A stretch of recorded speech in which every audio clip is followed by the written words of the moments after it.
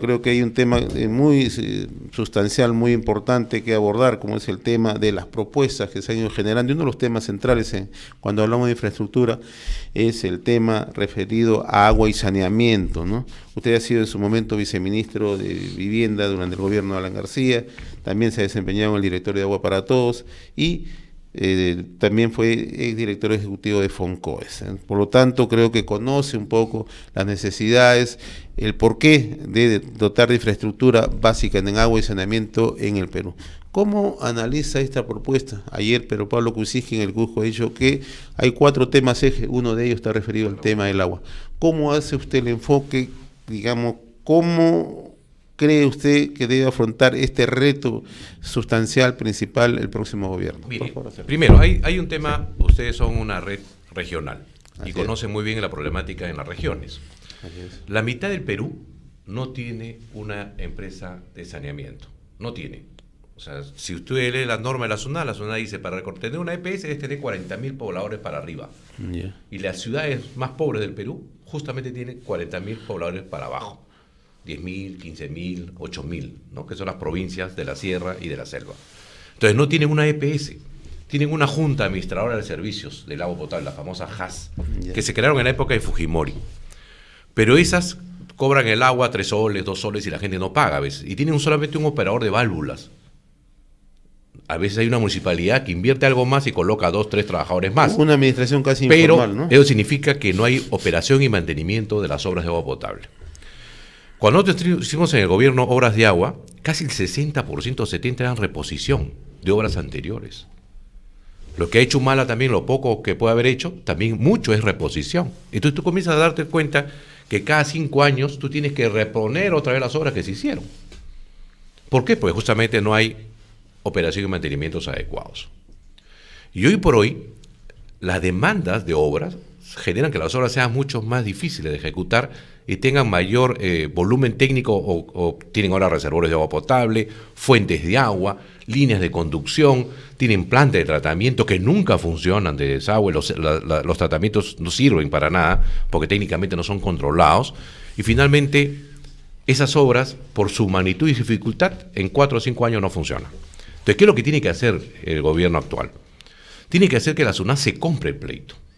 Cuando yo fui viceministro y en la mesa del agua, le planteé a la SUNAT cuánto me costaría para que tú como entidad supervisora del agua potable del país ingreses a ciudades hasta menores de 10.000 pobladores.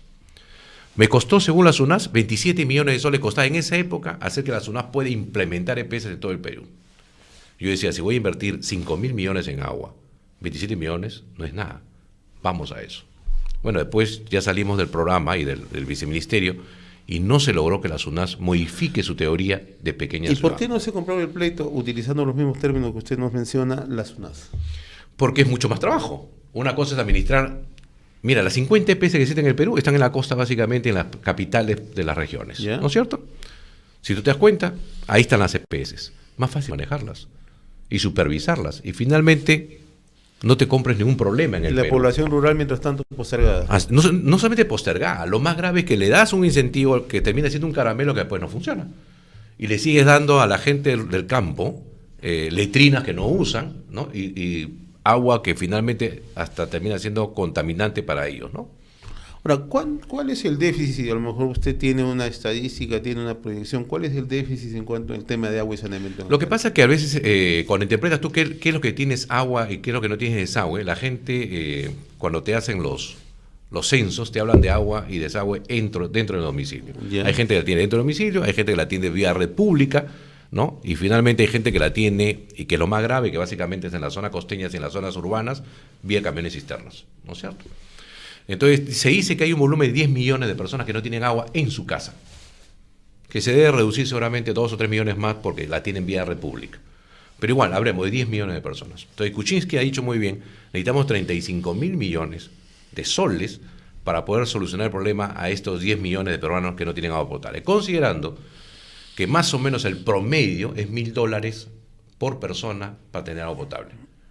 Esas cifras en las zonas urbanas están en 5 o 7 veces más. Hoy en Lima, por ejemplo, usted tiene más o menos 600.000 personas que no tienen agua potable. Pero tú requieres entre 6.000 y 7.000 millones para atender esa demanda solamente en Lima. Es decir, en este caso sería solamente para la instalación, pero como usted ha dicho muy bien, cada 5 o 6 años hay que hacer de nuevo las cosas porque no se tiene financiamiento y las personas y los materiales para el mantenimiento y la reposición. Entonces mi pregunta es, ¿hay algún cálculo sobre cuánto se necesitaría para los próximos 5 o 10 años? Eso te digo, la diferencia, mira, en el caso de Lima, Sedapal es una de las empresas, la empresa más grande de saneamiento del Perú. Yo fui director de Sedapal. O sea, Sedapal es propietaria de las redes. Y tú como usuario, al pagar el servicio, obligas a la entidad que la entidad opere y mantenga adecuadamente para que tú tengas el servicio por el cual ellos pagan. Esa es la diferencia de una EPS. Y encima es supervisada por la SUNAS, que te da la tarifa. Hoy día Sedapal, ¿por qué hace obras? Porque la tarifa que pagamos todos los que vivimos en Lima le genera entre 2.000 y 3.000 millones para inversión, para ampliación de cobertura. Como le explicábamos nosotros la otra vez a los técnicos de PPK, cuando fuimos a llevarle el problema del agua potable en Lima, hay 2.000 millones ya financiados por tarifa. Lo que le falta es decisión política al Estado para poder reducir los procedimientos y la obra se pueda dar. Nosotros le pusimos agua a 1 millón de limeños. Claro, tengo 50 funcionarios de APAL denunciados por esta megacomisión, porque se jugaron a acortar los procedimientos, que no es ilegalidad, sino es hacer posible y tangible que las obras se hagan ya en un momento en la que todo el mundo dice, el SNIT no funciona, que hay que democratizar el Sistema Nacional de Inversión Pública. Oiga, no es que no funcione, sino lo que pasa que el mecanismo perverso que quieren hacer algunos funcionarios, es decir, tú para el agua cúmplete el perfil, la prefactibilidad, la factibilidad, son 3 procesos para poder darte a ti la viabilidad de un proyecto. Oiga usted, el Sistema Nacional de Inversión Pública exige solamente, es exigible el perfil. Todos sabemos que el agua, el retorno de una inversión en agua es después de los 20 años, porque el agua es muy barata en el Perú, pero no la puedes subir tampoco. Entonces, si tú sabes que en 20 años vas a tener agua, no es rentable, pues. Si no es rentable financieramente, ya lo sabemos porque ahí se han hecho 1.000 estudios y todo dice que no es rentable, porque es a los 20 años el retorno de la inversión, entonces se creó la posibilidad de que sea rentable socialmente. Claro, pues si no tienes agua te mueres, ¿no es cierto? Y el Estado termina gastando mucho más en enfermedades. Entonces comienzas a entrarte un círculo vicioso y finalmente nosotros hicimos decisión política. Entonces, ¿qué? Solamente perfil. Da la viabilidad. Nos ahorramos 3 años. No, después hay que hacer el expediente técnico. Muy bien, haz concurso oferta. Expediente y obra. Que la gente entienda que ya le diste la plata al pueblo. Baja la tensión, baja la violencia. ¿Por qué no se hizo en este quinquenio? ¿Por qué no se trabajó? Porque la teoría de Humala, de destruir a Alan García, pasaba por destruir lo bueno que se hizo. O sea, es el error del país. O sea, este es un país que no entiende que lo bueno es continuar. Yo he sido jefe de Foncoes. Tú me lo dijiste en antes. Cuando yo entré, me llamaron para cerrar Foncoes. Me dieron 29 años, soy ingeniero de Arana, acá está 29 millones, cierre Foncoes, liquide esa institución que no sirve. ¿Por qué? Porque los que pensaban eso decían, eso es Fujimori. Fujimori hizo 50.000 obras en el Perú, 50.000 obras a través de Foncoes. Yo llegué a Foncoes, revisamos las cosas y le dije al presidente de la República, ¿vas a cerrar esto?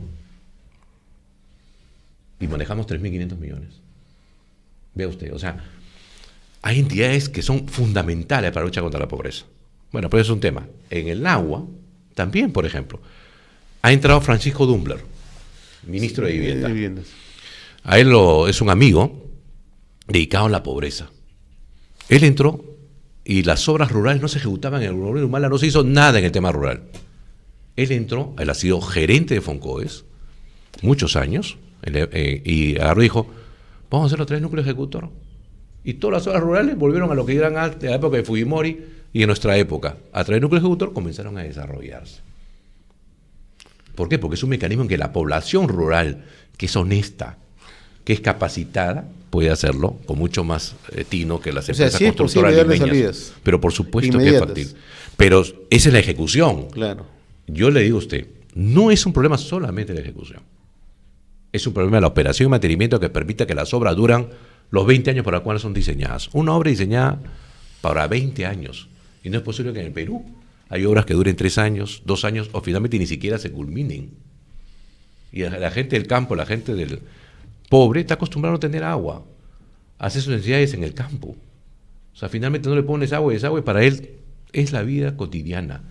Y creo que esa injusticia tiene que ser acabada, y creo que Pedro Pablo ha apostado bien en su tema. Pero si no se le da sustento a través de SUNAS y tomando medidas drásticas que permitan acortar los procedimientos y plazos, no se van a cumplir los metas ni objetivos que él pueda haberse trazado. Y hay otro elemento adicional. Nosotros hemos visto en el caso de las negociaciones por los temas petroleros, las demandas de agua en distintas cuencas, particularmente las 4 cuencas. Lo que yo he observado ahí es una cosa bien sencilla. Se ofrecieron 65 plantas potabilizadoras de agua y lo primero que se hizo fue utilizar un sistema constructivo costeño,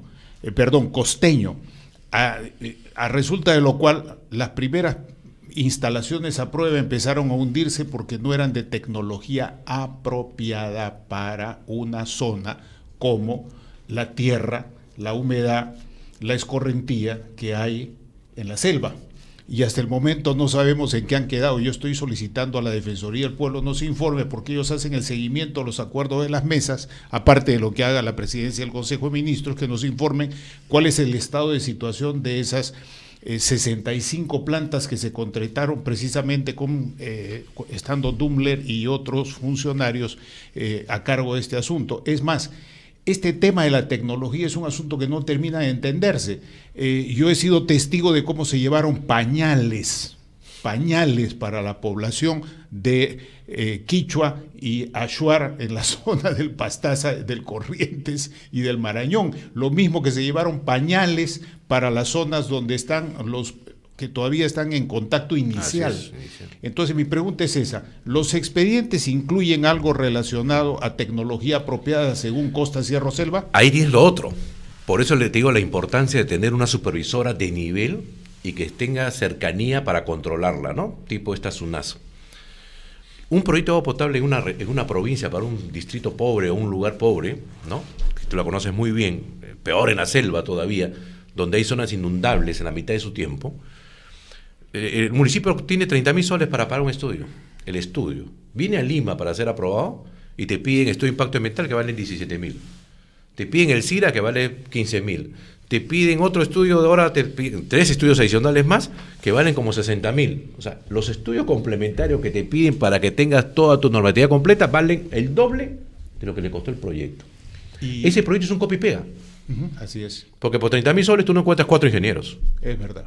¿No es cierto? Yo soy ingeniero civil. Yo para firmarte... Hay un mercado informal de eso, además, sí, en entonces, todo el Perú. copian y pegan, y te cobran 30.000 soles por copiar y pegar. O sea, eso sí lo puede hacer cualquier estudiante o cualquier persona vivacha de las que hay ahora, porque todos son constructores en el Perú ahora. Pero finalmente, ¿qué te da? Nada. Las obras por eso no sirven para nada, porque nadie las controla, pero pasó SNIP. ¿Por qué? Porque el sistema solamente controla, oye, ¿esto está dentro del margen del costo? Sí, pasa. Controla papeles. Pero ahora, finalmente, ¿quién te dice algo de las obras? Oye, yo estoy en la selva, tú la conoces. La gente rompe los buzones y los colectores porque como están inundados, el agua se mete a la casa y destruye la casa. Entonces, ¿qué pasa? Hay que romper el colector. Y se acabó la unión agua-casa. ¿Y la obra quién te la repone? Y además en eso se parte del principio de que como la gente, digamos en el mundo occidental, por así llamarlo, ¿no? Por una palabra sencilla, tiene los servicios de agua y desagüe dentro, los otros también tienen que tenerlo dentro, y no necesariamente así por un asunto cultural, por la concepción que ellos tienen de las cosas. A mí se me cae una pregunta de Madura. En relación a este tema, y preguntando con todo respeto, sí, por tu experiencia y tu sinceridad, ¿qué debería ser esta propuesta en este tema, este famoso Ministerio para la Descentralización? Primero definir qué EPS necesitas. Porque de repente necesitamos una EPS regional. Porque las regiones, yo creo que el canon debe ser destinado en un porcentaje muy alto al servicio de agua potable. Porque el agua no solamente es vía, ¿no? Te genera un montón de sistemas. Así es. La Constitución mismo te dice que el uso del agua en primer lugar es para la persona humana. Entonces debe haber una EPS. Revisemos eso rápidamente. O sea, no hay que pensar mucho. Ahorita Kuczynski, yo de BPK debería decir, técnico, piensen, regional o provincial. Muy bien, regional, ya, muy bien. Ya tienes entonces tú, cada región, su EPS, apostada por SUNAS. ¿Por qué? Tú lo conoces y ustedes lo conocen. El Perú tiene más de 100.000 centros poblados, ¿no es cierto? Muchos de ellos con menos de 100 pobladores. Y todos demandan obras. Entonces, el ministro acá, que no conoce la zona, los funcionarios públicos, le interesa solamente la plata, ¿cuánto le vas a pagar? ¿No es cierto? La coima.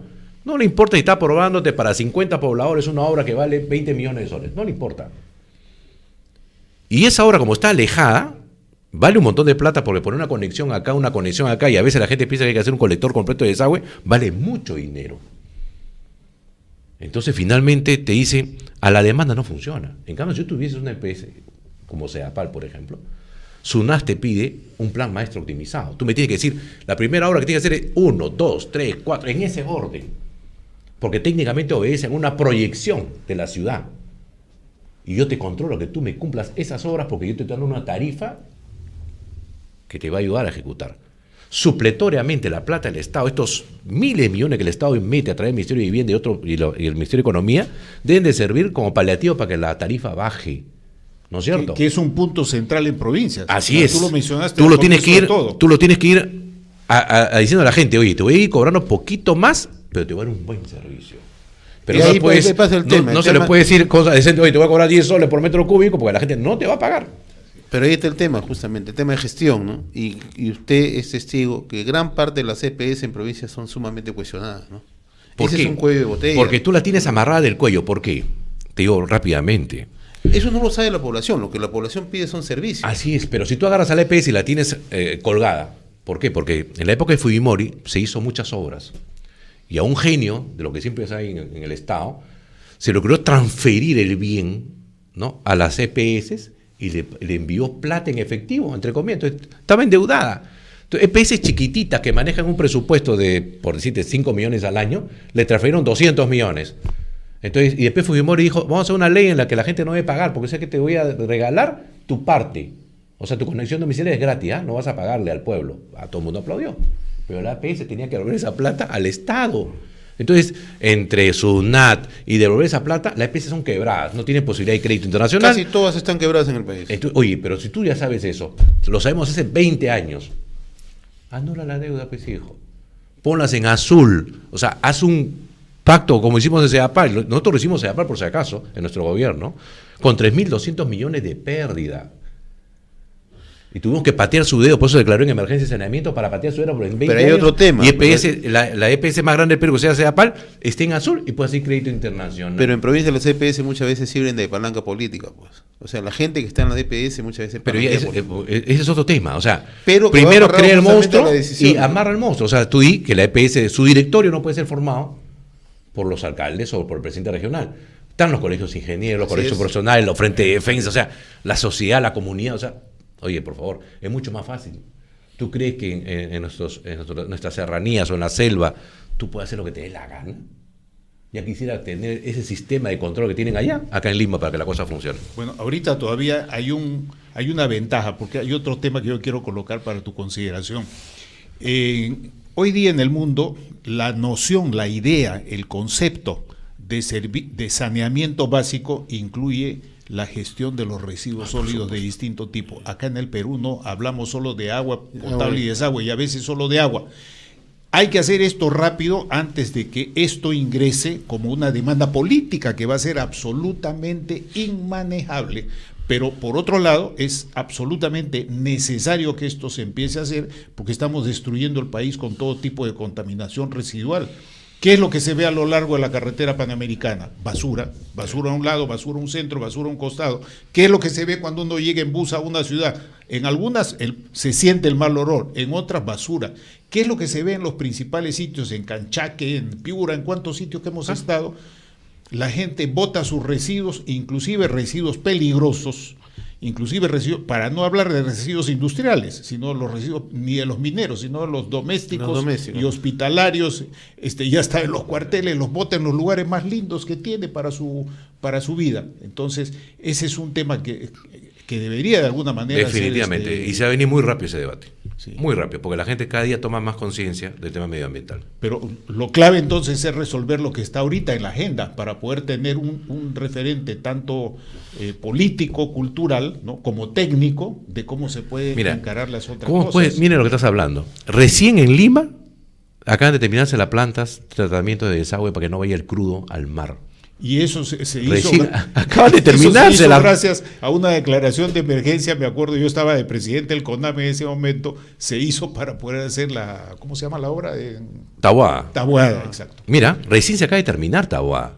14 metros cúbicos de tratamiento de desagüe. Se acaba de terminar La Chira. Hoy el 90% del desagüe crudo, que tú lo veías en San Miguel, acuérdate, se veía, era clarísimo. ¿No? Hoy ya se trata. O sea, en 10 años más, la bahía del Callao va a estar limpia. Y tendremos un mar espectacular para las playas. Claro, siempre y cuando, lo demás. Siempre y cuando en Trujillo. Ventanilla, los nuevos distritos. Pero Trujillo. Porque esto es una mega ciudad y no hay un enfoque de mega ciudad. Pero, la mega ciudad. Pero mira, si te hablo de la capital del Pacífico, y si tú te vas a Trujillo, en Huanchaco se lanza los desagües crudos de Trujillo. Y en Piura igual, en todos sitios. Entonces, si no hay solución ni siquiera esa primera parte del desagüe, imagínate cuando comenzamos a hablar lo que tú me has dicho. O sea, es una inversión que el Perú requiere ya ahorita urgente, ¿no? Y para eso necesitamos comenzar ya a pensarlo, ¿no? Una precisión final, ingeniero. Sí, ¿cómo Arana. No? Usted nos ha comentado que ha tenido oportunidad de ponerle las propuestas que planteó en su momento su partido en el tema referido al agua con los técnicos de Pedro Pablo Kuczynski y PPK. ¿Cómo han recepcionado ellos? Yo creo que ellos están muy interesados en este tema y yo estoy seguro, ¿no? Martín Vizcarra y todo su grupo técnico que van a mirar muy bien esto, ¿no? Yo creo que además su compromiso de Pedro Pablo Kuczynski firmados en actas en las poblaciones lo van a obligar a mirar con detenimiento y solucionar estos conflictos. Oiga, no hay nada que inventar. Y yo creo que PPK y su equipo técnico son suficientemente preparados y capaces para darse cuenta que ahí está la solución. No, además uno de los temas eje de su campaña ha sido el tema del agua, ¿no? Y lo que hay que evitar es que si lo hizo este de acá, es malo. No, si funcionó, bueno, mejóralo pues, y ya es más. Esa es sensatez, ¿no? Yo creo que es lo que reclamamos, sí, porque ¿no? Si no, pronto, tanto las firmas como los apoyos sin firma pueden convertirse en un explosivo, en un detonante a plazo fijo en aproximadamente 14 departamentos del país. Además tú dices, hay que acabar con la violencia, mucha violencia en la ciudad. ¿Cómo no hay violencia si la gente paga 100 soles por 10 metros cúbicos en la zona más pobre de la ciudad de Lima y por agua que le venden los camiones cisternas que no es potable? Oye, por favor.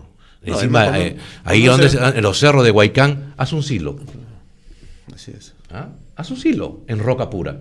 Que a los 2 años, ¿qué haces de ahí? Por favor. Hay que ser la solución ya, ahora. Cuando uno se va a Paita, al norte del país, uno ve que en las zonas altas empiezan a cavar para recoger agua. En los famosos noques. En la realidad, la situación es dramática. Los captadores de agua que están haciendo. O sea, la gente comienza a buscar soluciones ya imaginativas, ¿no?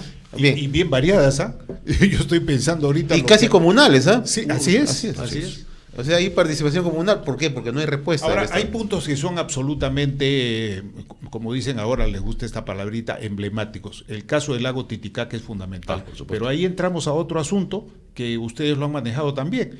Es la relación internacional. La suciedad, por hablar en términos sencillos, del Titicaca, ¿de dónde viene?